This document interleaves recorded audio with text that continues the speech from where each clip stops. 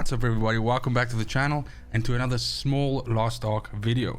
The idea for this today is, with the game almost upon us, with the release date literally around the corner, I wanted to discuss a few small things which I didn't get to cover with my previous video on the game. This will be some discussion on preload and when you can preload the game so that you're ready for the head start, which starts on the 8th of February, or the full free-to-play edition of the game, which is available from the 11th of February onwards.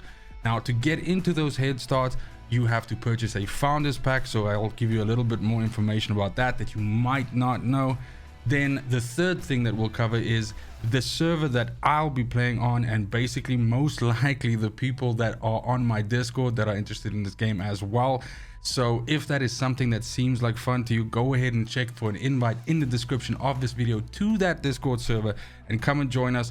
We're going to be deploying in a very casual way and obviously working our way through the game and leveling, helping each other out where we can, and who knows what that leads to down the line with things like raids and PvP, for example. And last but not least, last week, kind of controversially, it was revealed that tier 3 content, or at least a limited part of tier 3 content, would be available from launch. And this is something that kind of caught a lot of people by surprise, due to the fact that I think a lot of content creators and a lot of players who are familiar with the game thought that we wouldn't be that close to being caught up with what is available in the Korean and Russian versions of the game. So I kind of just wanted to throw my hat into the ring as well and give my opinion on what I think what that means to us as players. Now, first and foremost, preload times. So whether you are playing the head start version of the game or whether you're playing the full free-to-play, as I mentioned, that becomes available from the 11th of February onwards, you will be able to start downloading this client on the 7th of February, and the CET time, so European time, the zone that I'm in, that's at 6 p.m. So apply whichever time zone you want to that to figure that out. So that's a day basically ahead of the head start time, which starts on the 8th of February, also at 6 p.m. CET. And then last but not least, if you're skipping all of this founders pack mumbo jumbo and you're getting ready for the free to play version of the game, then you'll be able to play that on the 11th of February, again at this 6 p.m. CET time.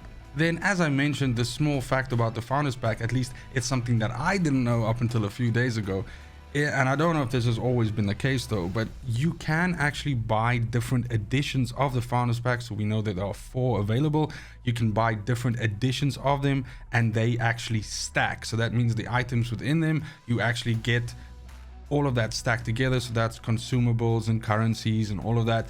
And this has been confirmed by the developer to be the case. So remember that if you are so inclined and you want to give yourself even more of a, let's say a head start really, then you can, for example, buy a platinum and a gold one and you'll have all of that essentially stacking together. I believe that also means that you get, and someone can definitely let me know in the comments if I'm getting this wrong or not, but I think that also applies to things like crystalline aura, for instance, which you will then, instead of just getting 30 days of that, you'll get 60 days of that. And of course, crystalline aura, at least on the Russian and the Korean side, is essentially like a premium version of the game, which gives you certain cooldowns and gives you certain advantages over someone that doesn't have that buff. So this would essentially mean that you would get the buff from both and they'll stack and just increase the duration of that buff being available. So if you want to spend some extra money, if you got a little bit of extra savings packed away, or you're just a super whale and you want to put a lot more money into this, then know that you can actually stack even all of these founders pack together if you want to. Although I kind of think that's a little bit of an overkill. I think probably if you really want to do it, it's maybe a smart move to go with the platinum and the gold. And I think you can sort of stop there. That gives you quite a lot and really does offer you a huge amount of benefit in terms of materials, potions, gear, currency, and all of that. Then in terms of server, and as I mentioned, I have a section for this game on my Discord, again linked in the description of the video. So go on, jump on there, get yourself on the Discord and indicate that you want to be part of the guild to reserve yourself a seat, so to speak. So we know that at the moment right now, when guilds start out just fresh on a server, there's a limited amount of occupancy that you can have within the guild. I believe it's 30 starting out. So I will be basically taking the first, like 30 first come first serve type of situation, and then of course we can look to expanding that and maybe getting a second guild if there's a huge amount of demand or anything like that. But do come check us out. Like I said, the approach that I'm taking with this game is I'm going a little bit more casual, I think, than most other guilds would. There will be no requirements from my side of people having to, you know, log in X amount of hours and do this and be there for these activities and anything, at least not in the very beginning. Who knows how badly this game bites me and makes me want to do those things, but at the very least, from the beginning, the focus will be far more on just actually getting to 50 and starting to experience some of this content together. Now, when it comes to the, as I've mentioned, the server that we're going to play on, I myself, you have essentially 3 areas that you can choose from. So you've got North America East, North America West, and then you've got Europe. So I'm in Europe, so we'll be focusing on servers in the Europe side. And there are 9 to choose from. Now, I don't know if you can see them very well here. The font color is ridiculous, but the point is that it's already kind of indicative from really good information that's been compiled by people on the Reddits and the Discords and everything of this game, to which servers will have more people sort of attached to them at the beginning. And so my goal really was to pick a server that wouldn't give me too much of a chance of login queues down the line, but at the same time had a decent amount of population, and more importantly, the same language speaking population as me and the people in my guild, so that we can actually, enjoy, activities together. Now, the 9 that are available there, the option that I'm going with is the 4th most populated one, and that is actually Zinnervale. So if I scroll down here, it's this one over here. I don't think you can see my mouse icon, but basically Zinnervale is right underneath my face there now. So you can see it's predominantly an English server. And as I said, in terms of indication from the community as a whole, it has already been shown to be the 4th most populated server. Now, the first one that I looked at was Caden. Now, Caden by far is the most. It is literally double the size in terms of population already indicated that are going to the server. So I thought with this one, even though, you'd have this massive amount of people there, which also means a super flourishing, auction house that you can buy lots of items from, but also sell again. The point is that most likely, again, depending on the popularity of this game, you could run into an issue where this server grows so big that you start facing login queues and that sort of thing. And I don't know how close to the launch, if there's going to be, services like, for instance, transferring from server to server, or whether you just have to start over from scratch. And that's always a headache. I've dealt with this in the past in World of Warcraft, and it's kind of like, if you can do something to keep yourself from having to deal with that shit, then I'm just going to go ahead and do that. So Zinnervale 100% is where you will find the assembly. So me and my peeps will be over there, but this will all be covered in the Discord as well. So if you're late to the party and it's a couple of days, a couple of weeks after seeing this video, the best option is just to follow the invite link in the description and come check us out on the Discord. Now, coming to the last part of the video and the announcement by the developers that not only tier 1 and tier 2, but limited tier 3 would also be available straight from the beginning of the launch of this game, is certainly a controversial one. I have really enjoyed the last couple of days looking to my contemporaries, my fellow content creators, and people that are far bigger subject matter experts on this game weigh in on this decision and weigh in on this information that's now hit them, and basically look at their reactions to this. It's not been a unified front, so you've certainly had some content creators and some people coming out and saying this is a terrible idea and it really is going to mess with the longevity of the game, and it's going to make people not spend time on, let's say, the tier 1 and tier 2 content and just sort of blast through it so they can get to tier 3. And then you've seen on the other side where people are saying it's a fantastic idea because it closes the gap between what is available to Korean and Russian consumers of this game and the European side and the North American side. And so that means that we don't have to wait too long, hopefully, so that we start seeing some of these things which we already sort of enjoying on the Russian side, or if you were players over there. So this can mean, for instance, that some of the classes that you wanted to play are now not available yet, but they're still coming down the line. So sort of scrunching this gap together, I think, increases our chance of getting these things quicker, but that might not be the case either. Now, the real reason why I wanted to talk about this, and as mentioned, is I kind of just want to throw my hat into the ring here as well, and get my opinion out as a casual consumer of this game. And I wanted to make a point which I think was very interesting to me in the last couple of days, and that is that it's so important, the lenses at which that you look through when it comes to this sort of news.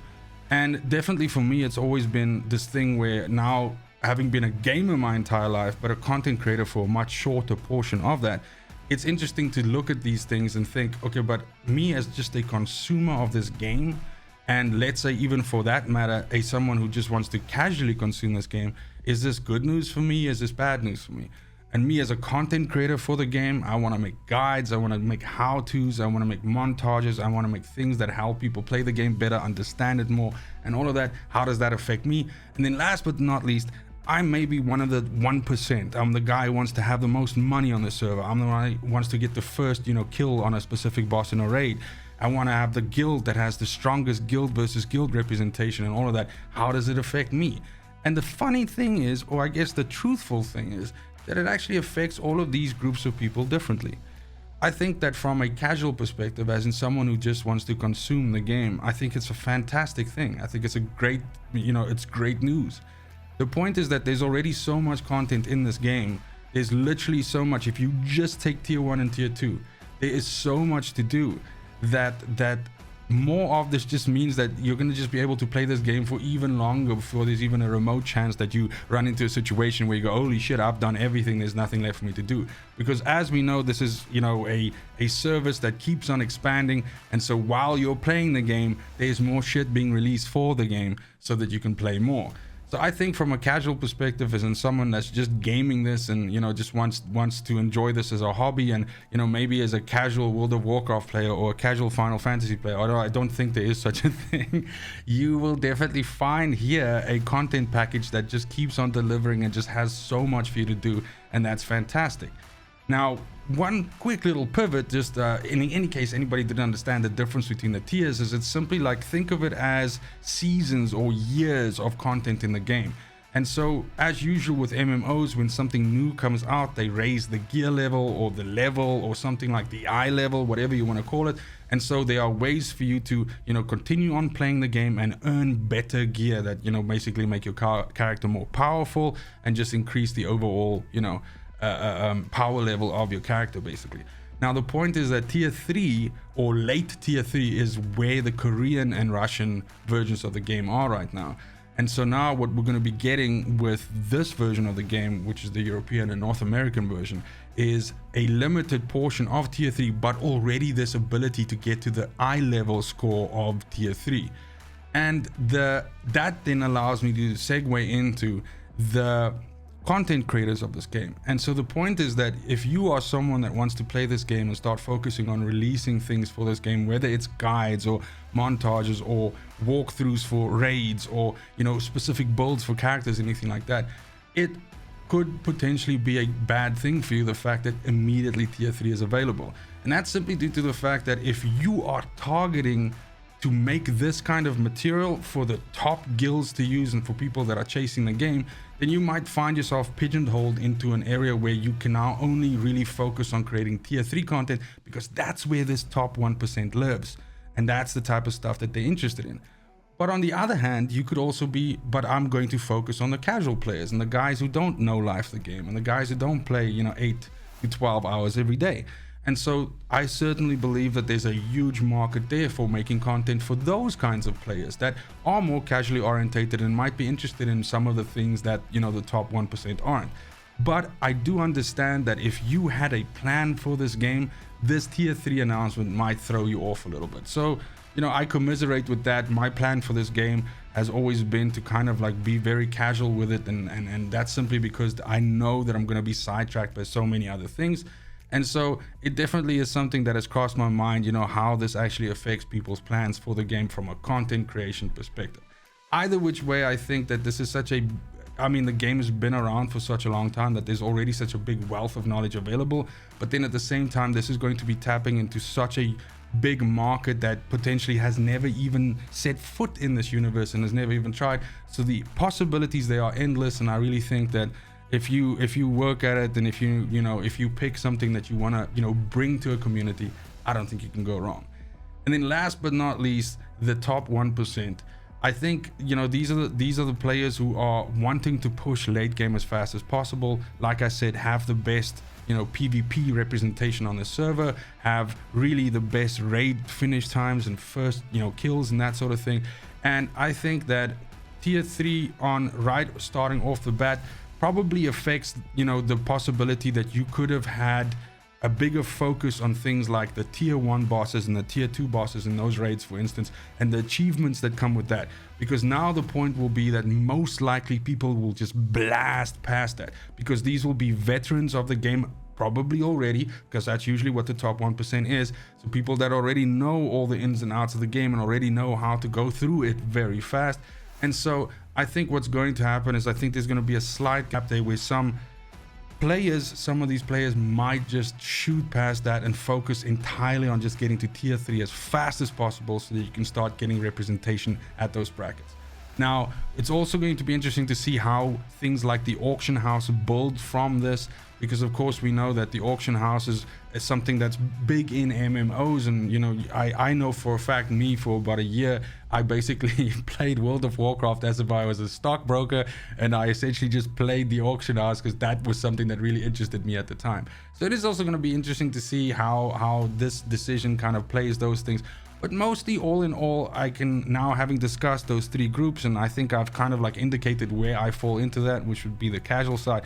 I think it's a fantastic idea. It's not a full tier 3, so there is still a gap for us between where the Korean servers and where the Russian servers are, but there's enough of it there to give you this serious carrot at the end of the stick that you have a lot to play to get to an eye level cap before you have to start worrying about running out of things to do. And that just makes me super excited. That's it for the video. I started this out by saying it's going to be a short Lost Ark update, but of course, because I like talking so much, because I find this game so interesting, that did not turn out to be the case. But I want to thank you for watching the video, especially if you made it this far.